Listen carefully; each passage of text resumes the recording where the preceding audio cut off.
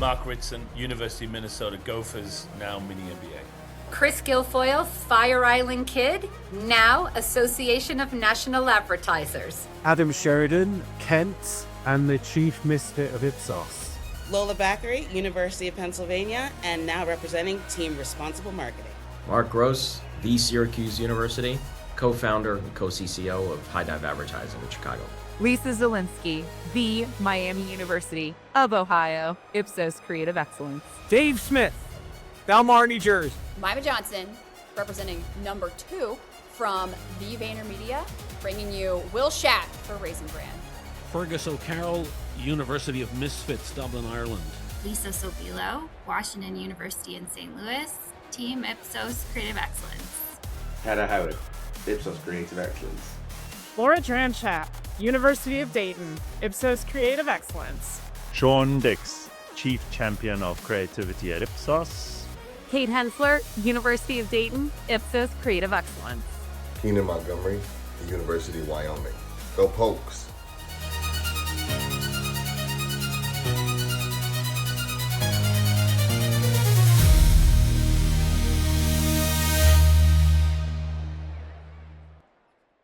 I'm Keenan. And I'm Kate. Welcome to the 2026 Ipsos Super Bowl Ad Awards Show. Coming to you live from San Francisco, the city by the bay. The fog is rolling in over the Golden Gate Bridge, the lights are still humming at Alcatraz, and the energy from Levi's Stadium yesterday is still vibrating through every street from the ruckus of Super Bowl 60.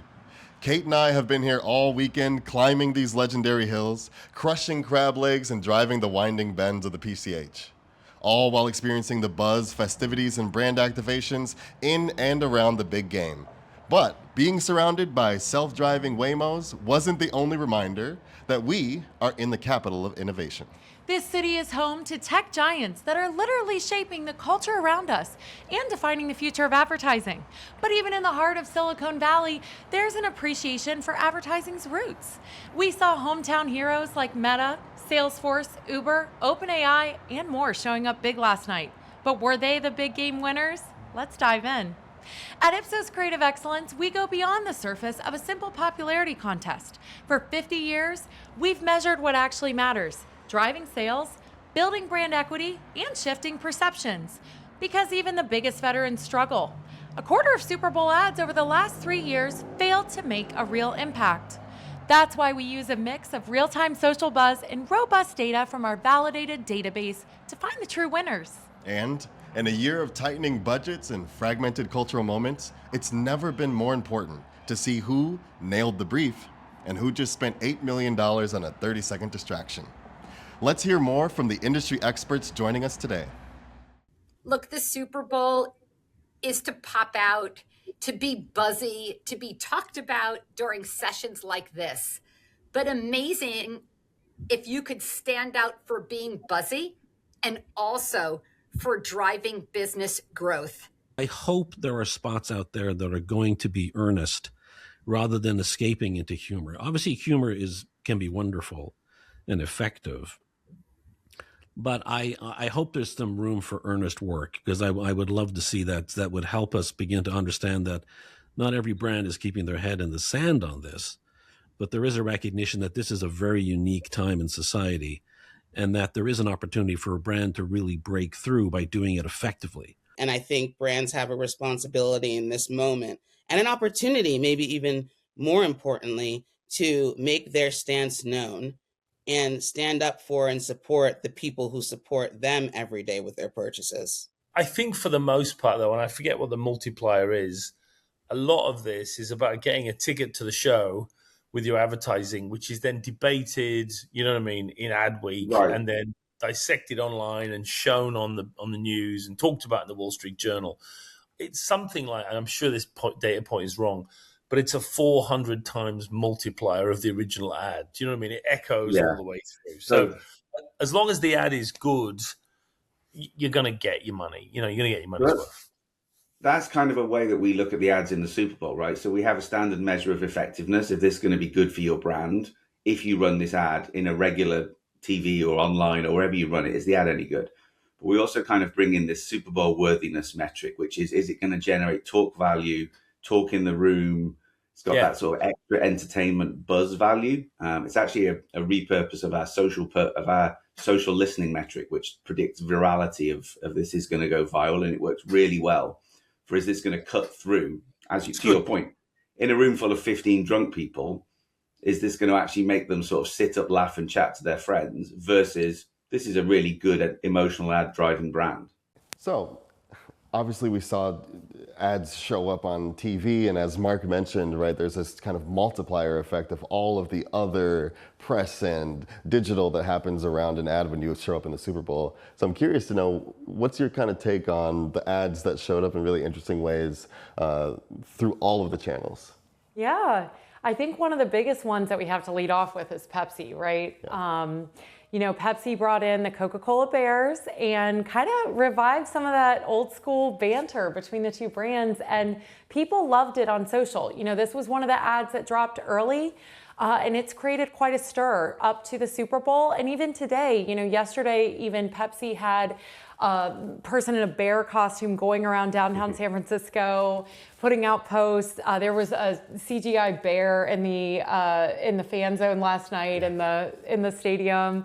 And I think, you know, when we look at comments and we look at that social buzz, people love it. They think it's fun. I saw, you know, one of the top ones on TikTok was, is the world healing?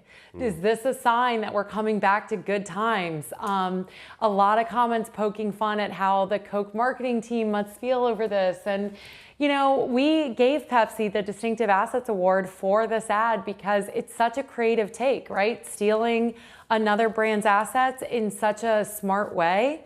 It worked for them. It paid off, and it paid off in generating a lot of fun and a lot of buzz that I really think is going to keep going. Yeah. One of the other ones that we really loved was Pringles. This is another one that they started teasing this weeks ago. I think it was January 14th was the first time they posted with Sabrina Carpenter to announce this ad.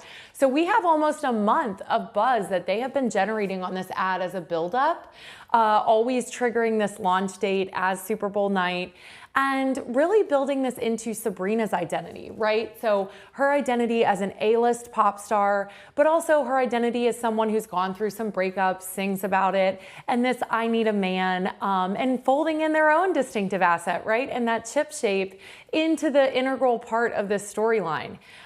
It was done so well, executed on social, and generated a lot of organic consumer buzz as a result. So that was another one that did really well, and we actually gave that one the Social Buzz Award this year because it was just above and beyond. I mean, even on their page alone, over 41 million views on that ad on TikTok. And so that visibility, speaking of that multiplier effect, is just continuing to explode beyond just that one spot last night.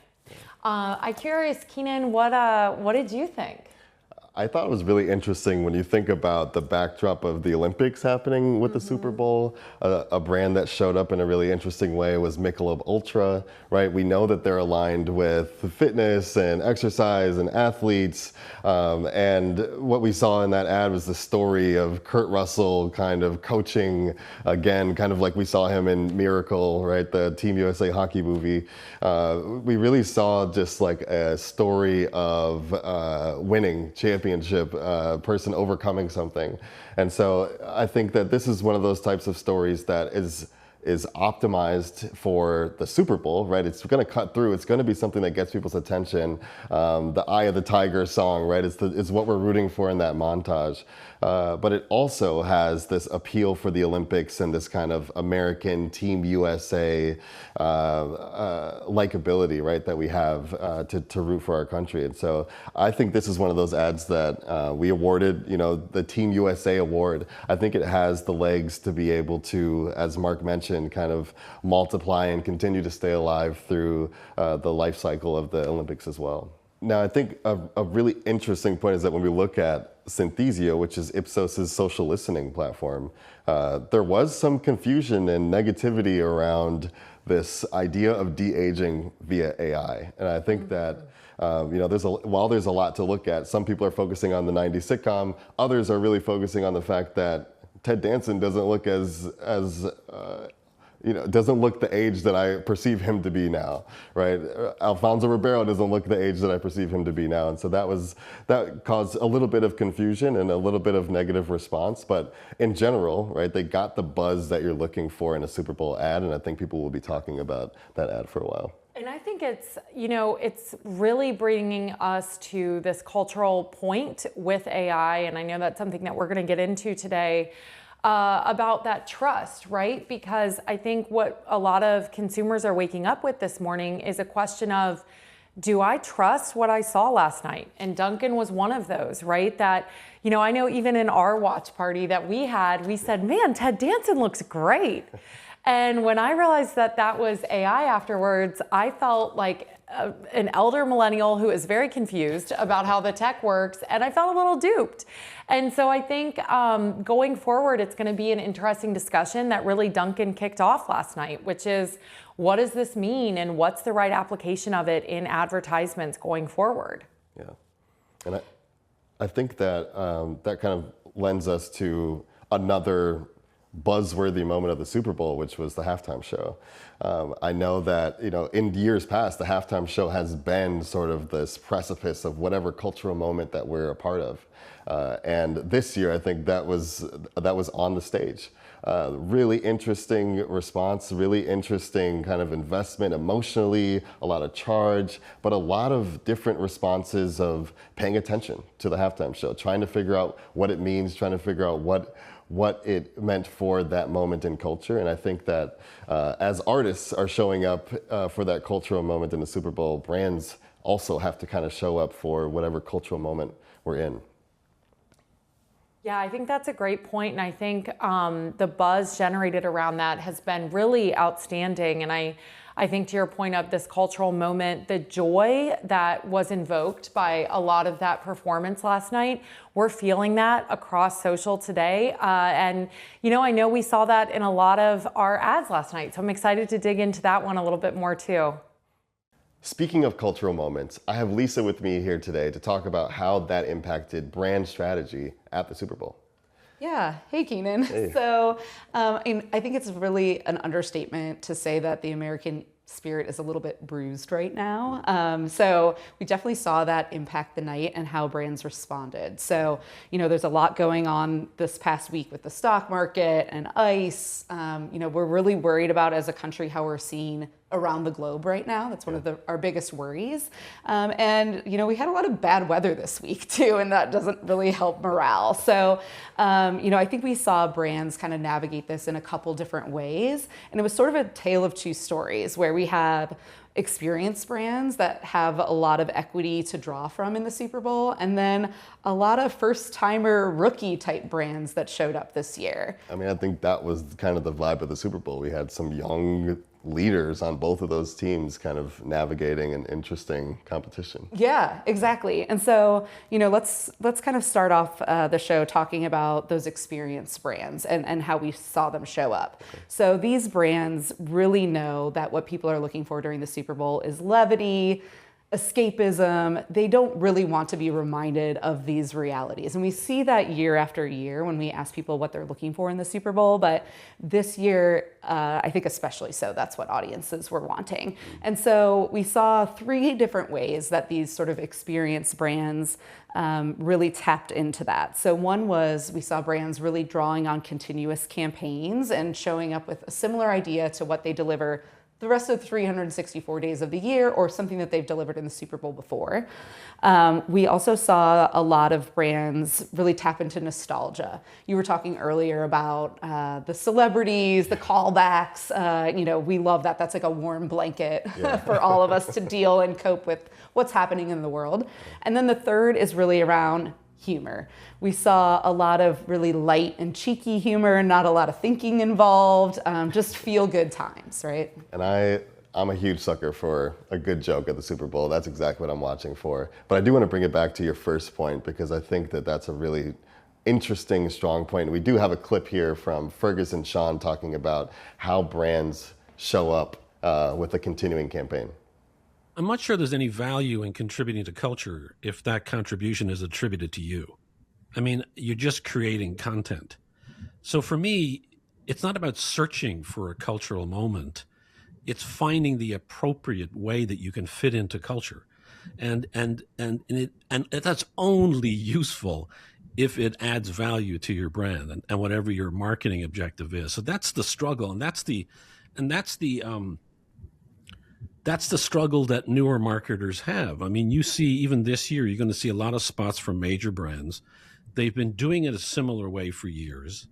They have similar sort of iconography and distinctive assets that they continue to use.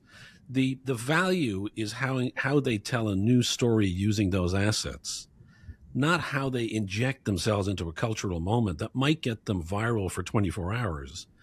But then 36 hours later, people have forgotten about it. And arguably by the end of the game, people have forgotten about it. Every year there's a debate around certain ads that use the same distinctive brand assets over and over again. We could talk about the Clydesdales, for example, or the puppies, right? I don't have to say the brand. Every American will know exactly what that is. Now, we can debate and have scores and whatever and say like that probably were the last 2 or 3 of those ads the most effective or the most, let's say, celebrated on some of the scoreboards that are used by the media. I would say that those are the smartest ones, because those are the ones that everybody remembers without fail. If you do an unaided, survey, and ask people in the US which ads will you remember, or would you have remembered for the last few years? I kid you not, somebody will say some of their ads with the Clydesdale or puppies. It is. We have tested it. It is the number one associated brand with the Super Bowl is Budweiser. Yeah, so as Sean and I were talking in that clip, Budweiser tends to be the most recalled brand around the Super Bowl, and we actually saw that again this year. So the results that we had from our overnight survey, Budweiser, once again, the most recalled brand as an advertiser on an unaided basis by consumers. Pepsi was actually number 2. Both of these brands have been surrounded with the game for a long time. And so really they have a pretty easy job to do because they're very mentally available around the Super Bowl. And so they really need to just kind of show up and deliver on what people expect to see from them, and maybe take it in a slightly new and fresh direction. Obviously, we want to see what's the latest story around the Clydesdales going to be. But otherwise, it's kind of easy for them to have a good hit, right? So that's one of the benefits of really committing to something for a long time. Yeah, another advertiser that showed up, it's a multi-year ad and it's kind of woven into that fabric of Americana, was Lay's. So let's take a second to watch the ad, and then we'll hear from Mark from High Dive about the story behind that ad. So I've been thinking, might be time to hang it up. How about one last time, together? Okay, kiddo. I walked across an empty land. Move it up. I knew the pathway like the back of my hand. I felt the earth beneath my feet. Sat by the river and it made me complete. Got one! And if you One more have thing. a minute, why don't we talk about it somewhere only we know? It's your farm now. So why don't we go somewhere only we know? In this particular case, we really want to communicate and tell the story of these generation of farmers who have been making Lay's, growing potatoes for Lay's potato chips for many generations. And we think that's just something that the consumer was not aware of. They think that Frito-Lay is just a big conglomerate churning out, unhealthy food. But I'm not claiming potato chips are healthy necessarily, but they are made, it's just potatoes, oil, and salt. And we wanted to tell that story. There's a funny statistic that I think 40% of Americans don't think that Lay's are made from real potatoes. So it's another reason why strategically we wanted to talk about this. In the story, how do we talk about how our potatoes are grown, How do we talk about how they're fresh and that we have these generations of farmers? And then we showed, we come at it a lot of different ways. I think we had our first meeting with a client, we showed 10 different scripts to them. And so, and that one, the one that aired that we're working on now that elicited tears, people were crying, even we presented it as a script. So I think we knew we had a winner there. Okay, so as Mark just explained to us there, this Lay's ad was really backed in a real human insight and a real understanding that consumers don't understand where the Lay's come from, and they don't assume that there's actually potatoes in Lay's, which is pretty crazy. But we actually tested this insight around wanting to know where your food comes from, and that is a really, really relevant territory in the food space right now and in health more broadly. This is what consumers want, and Lay's really credibly delivered on that here. And so we actually gave this ad our Nailed the Brief award because they not only really recognized this relevant tension, but really brought this to life in a very emotional story, as Mark was talking about, people crying during the pitch of the ad. And they also brought some fun to it too with the QR code and the giveaway. So a nice little morale boost there for the audience on that piece. So really congrats to the Lay's and High Dive teams on another successful year. So from 2 years to 20 years, right? Dove continues their platform around real beauty. So let's hear from Lola about the real benefits of consistently putting action against a purposeful message. I think it all goes back to what are you actually offering with your brand? What is the actual solution that might solve an inclusivity problem? Or what is the actual sort of action that the brand has taken that aligns with responsible marketing for it to be in that category? And it's no different than anything that we measure or look at when we're assessing a brand's level of success.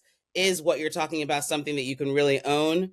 Or is it something that people aren't going to believe? That's the line between performative and substantive, right? So, I look at something like the Google Pixel creative that launched at Super Bowl, I think it was 2 years ago.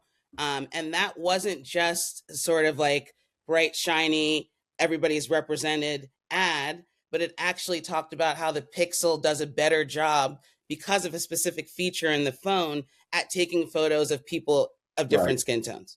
Right. And so I think, that's a great example of using the Super Bowl to actually show how you're solving a problem. Exactly. I think, there's been a bit of a backlash in some circles against purpose marketing recently.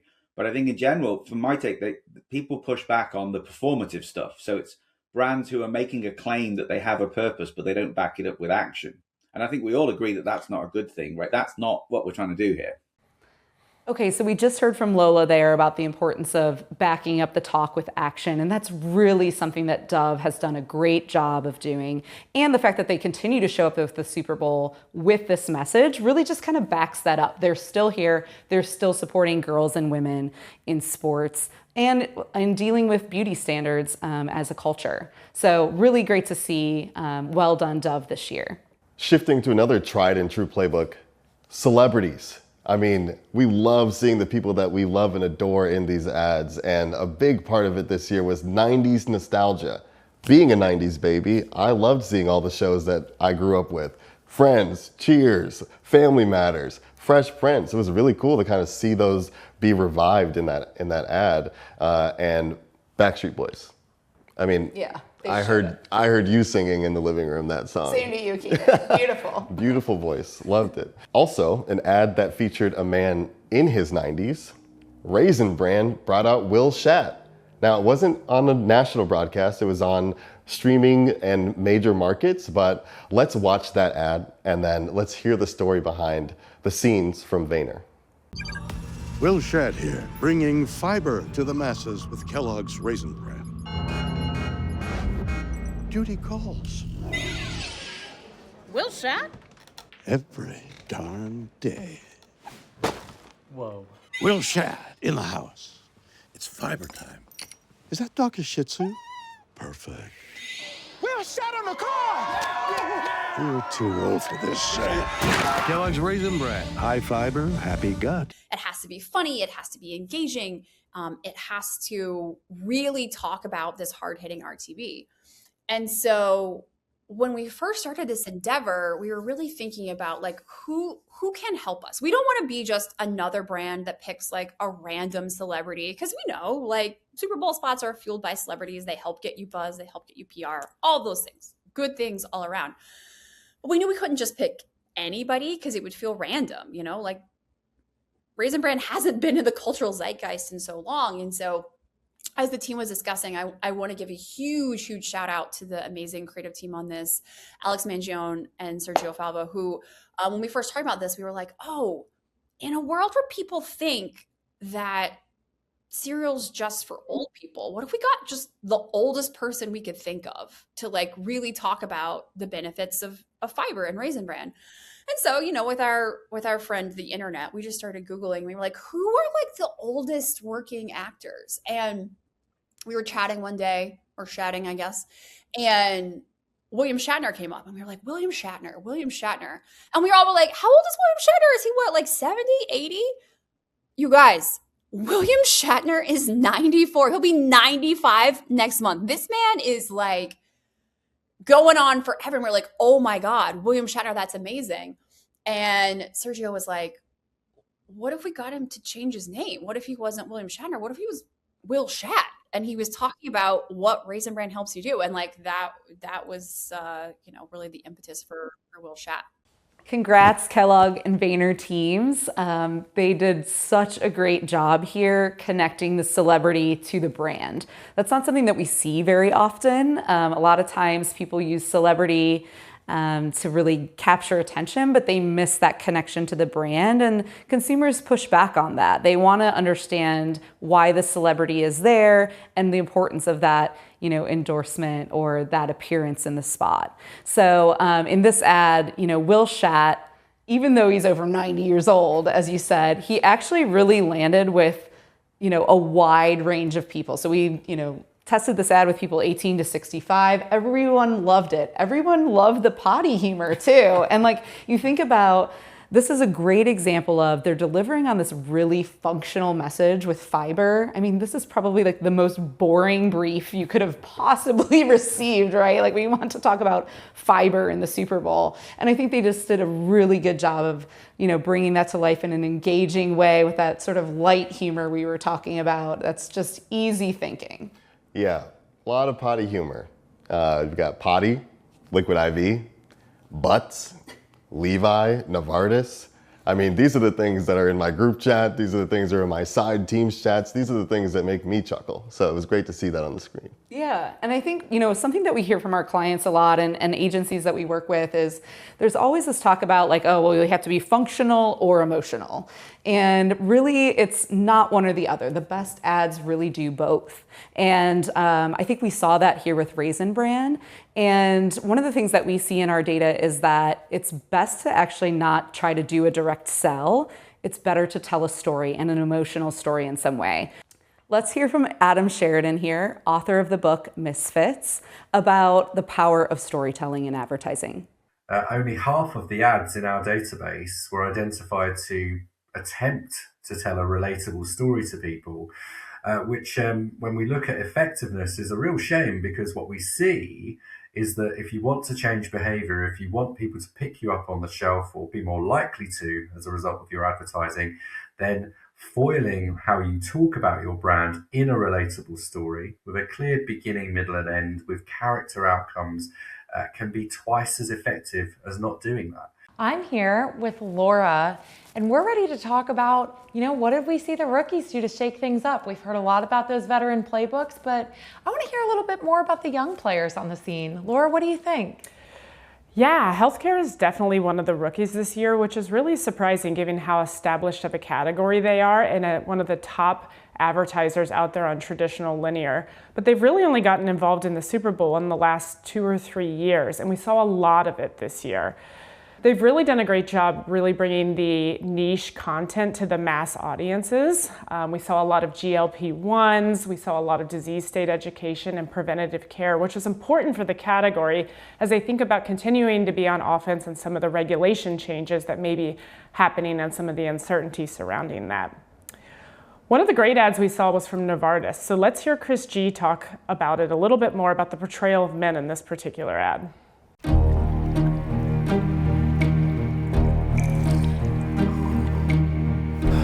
Have you ever, in your life, seen tight ends this relaxed? I am so relaxed. They're carefree, calm, serene. You know what these tight ends are so relaxed about? Prostate cancer screenings. They've learned there's a simple, finger-free blood test. Roughly 1 in 8 men would be diagnosed with prostate cancer, and I was one of them. I'm here today because I caught it early. Gronk, what'd I teach you? Relax your tight end. Prostate cancer screening starts with a simple blood test. Find out if a PSA blood test is right for you at relaxitsabloodtest.com. Let's do this. Kudos to Novartis and Gail Harwood and her team, because once again, they have struck the perfect chord in their Super Bowl ad, leaning into counter stereotypes. And this year, it's no different than last, although it's a completely different take on being bold and brave. From their music selection to the casting, how these completely hardcore, strong, manly men are able to tap into the softer side of themselves, doing yoga, painting, and tapping into the real human truth of get yourself tested. I did this. Right? Again, it's playing on the same narrative as last year's ad, but I did this. Thank God I did. And I want to tell others to do this, like having a responsibility in that authoritative role. I think the ad is terrific. I think it will test well. I think it will drive awareness for not only Novartis, but also the product. And I also think it will cut through and be part of the buzz. So congratulations for them in getting both of those right. Chris makes such a good point, and we know this is an important issue for men. They cannot always be so proactive about their health, right? Yes, they can definitely be stubborn, but we saw that this particular ad came through with such a relevant and important message, and the men responded really well to it as well. Also, what a great use of celebrities. All of the NFL stars that are out there, the tight ends, you didn't even need to know them by name necessarily. You understood their role and how it portrayed to the message that they were trying to communicate. And frankly, they did it at such a great creative experience. They used humor. Talk about breaking the category convention for healthcare. Usually that's kind of an area where people tiptoe around in healthcare. We don't want to be too funny. We don't want to make light of a situation, but it worked so well and made it really Super Bowl worthy. Yeah, and I mean, they really built on that on the ground here in San Francisco as well. They had such a fun 360 activation for this ad all weekend long. We saw an A-list tight end party with big celebrities. I know I saw buzz about Travis Kelce in a DJ booth all over socials. We've seen George Kittle all over town. And we even saw in the fan zone, they were giving out seat cushions so that everyone could relax their tight ends. So can't wait to get cozy on that. One thing we discussed a little bit earlier and that I want to break down even more is the AI conversation. We saw a ton of this in social buzz this morning. We saw a lot of it on our TVs last night, right? A lot of conversation around AI products and what their message is to consumers. What do you think about that, Laura? Yeah, AI, talk about a loud category last night. And again, one of the rookies that are coming out very loud and speaking a lot. And frankly, it's a difficult to land message right now because the adoption rate is changing so dramatically month to month. We have some really insiders that really know everything, and we have some, rookies again in the AI space. We did a little bit of research with our Ipsos consumer tracker, and we saw that 44% of adults have used a chat program in the last month. And frankly, there's trust issues that exist. We saw 63% agree that having ads within AI search make them less trustworthy. One of those ads that we did see land, one of the very few that we saw resonate with consumers was Gemini. Let's watch it.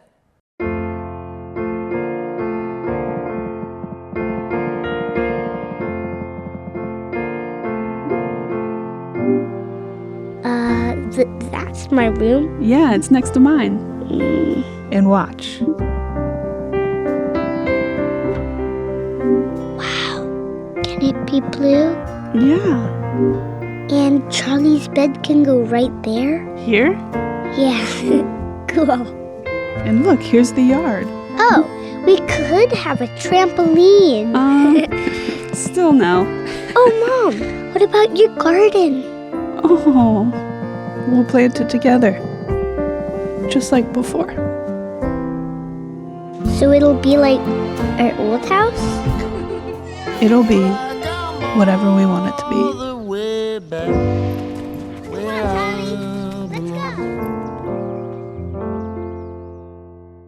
Jim and I worked so well because of the humanity. It did a really great job, showcasing the technology and the AI element, which is, so disconnected from humanity, and bringing that emotional human mother and son moving story into everything. It really ties back to their own history and their heritage and their advertising. They've always kind of gone with this emotional feel when they've talked about their search history, even going all the way back to one of their original ads with Dear Sophie. It really gave me those vibes as I watched it. And that's really how it worked to speak to the novices that are out there.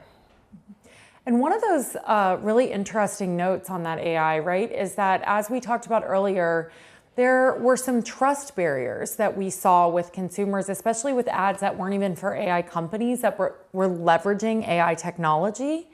And then with some of the AI newbies on the scene that were advertising, we saw some discussion online about how unsettling it felt, how it felt like consumers don't understand the level of disruption this is bringing to their worlds. But Gemini, to your point, I think really brought it to a comforting feeling. It brought it to something that, especially as a parent, you can understand, right? You can understand wanting your child to feel comfortable in their home. And maybe even us as children, if anyone moved as a child, you can relate to that. And I think that humanity, like you say, has been so critical for this landing well and for being a great spot for Google to push this leg of their business. Thank you, Laura, for sharing those insights. Today, we focused on how long-standing Super Bowl advertisers and up-and-coming rookies navigated not only the high stakes of the Super Bowl, but also landing a message in the current cultural climate. Those that were most successful did so through an engaging and entertaining creative experience, but also showing up with empathy for the audience by delivering a relevant insight and connecting the brand to the story being told. That's not easy to do. And at Ipsos, we've proven time and time again, working with our clients, that getting consumer input along the creative journey improves your likelihood of doing this and doing it well. In fact, when we work with clients at early stages of creative development on those initial ideas and storyboards, the end creative delivers 40% greater ROI.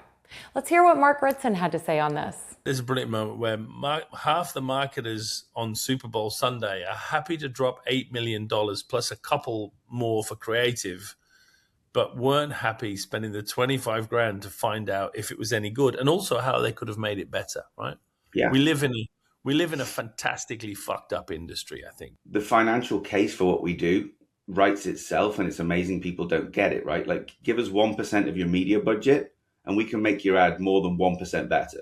Right? Yeah. And also, even if you know your ad is good already, we will give you the data so that you can show it to everyone so they'll shut up and allow you to run what you want to run, right? You're not trying to prove yourself wrong. It's defensive. Especially in this one, right? Because it's hard to make the case to a CFO that you're going to spend 8 million on 30 seconds, right? If they're not into the marketing world. So maybe if you can show them that this is clearly a good ad and we're confident it's going to be driving ROI for years to come. The financial case for ad research is clear, but the reality is that there's a lot of fear in doing research. There's a lot of pressure to move at lightning speed and omit the voice of the consumer in the process. But that limits the clarity around effectiveness. If you've taken away nothing else from this discussion, I hope it's this. Moving forward in the dark doesn't make you faster. It just makes the miss more expensive. There's a gap right now between the couch and the boardroom, and in the face of the current cultural climate, that gap is widening. Intuition alone is the riskier path, especially if you're someone who thinks about advertising all day.